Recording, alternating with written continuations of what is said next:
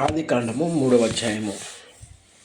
దేవుడైన యెహోవా చేసిన సమస్త జంతువులలో సర్పము యుక్తిగలదై ఉండెను. అది ఆ స్త్రీతో, ఇది నిజమా? ఈ తోట చెట్లలో దేని ఫలములనైనను మీరు తినకూడదని దేవుడు చెప్పెనా అని అడిగెను.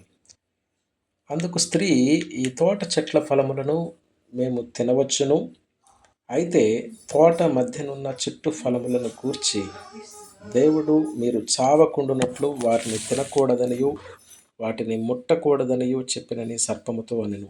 అందుకు సర్పము, మీరు చావనే చావరు, ఎలయనగా మీరు వాటిని తిను దినమున మీ కన్నులు తెరవబడుననియు మీరు మంచి చెడ్డలను ఎరిగిన వారి దేవతల వలె ఉందురనియు దేవునికి తెలియనని స్త్రీతో చెప్పగా, స్త్రీ, ఆ వృక్షము ఆహారమునకు మంచిదియు కన్నులకు అందమైనదియు వివేకమిచ్చు రమ్యమైనదియు ఉండుట చూచినప్పుడు ఆమె దాని ఫలములలో కొన్ని తీసుకుని తిని తనతో పాటు తన భర్తకును ఇచ్చెను.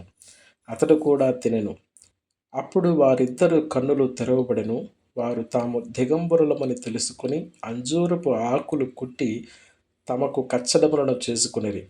చల్లపూటను ఆదామును అతని భార్యయు తోటలో సంచరించుచున్న దేవుడైన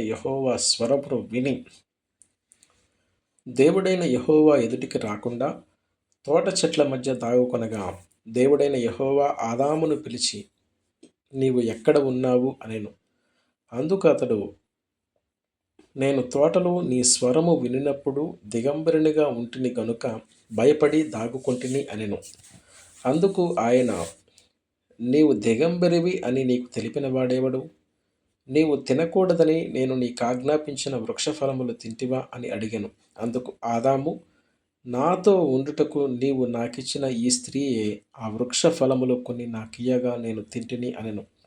అప్పుడు దేవుడైన యెహోవా స్త్రీతో, నీవు చేసినది ఏమిటని అడుగగా, స్త్రీ, సర్పము నన్ను మోసపుచ్చినందున తింటిని అనెను. అందుకు దేవుడైన యెహోవా సర్పముతో, నీవు దీన్ని చేసినందున పశువులన్నిటిలోనూ భూజంతువులన్నిటిలోనూ నీవు శపింపబడిన దానివై నీ కడుపుతో ప్రాకుచు నీవు బ్రతుకు దినములన్నీయు మన్ను తిందువు.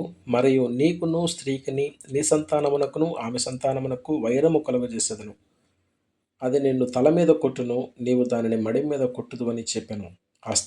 ఆయన స్త్రీతో, నీ ప్రయాసమును నీ గర్భవేదనను నేను మిక్కిలి హెచ్చించదను.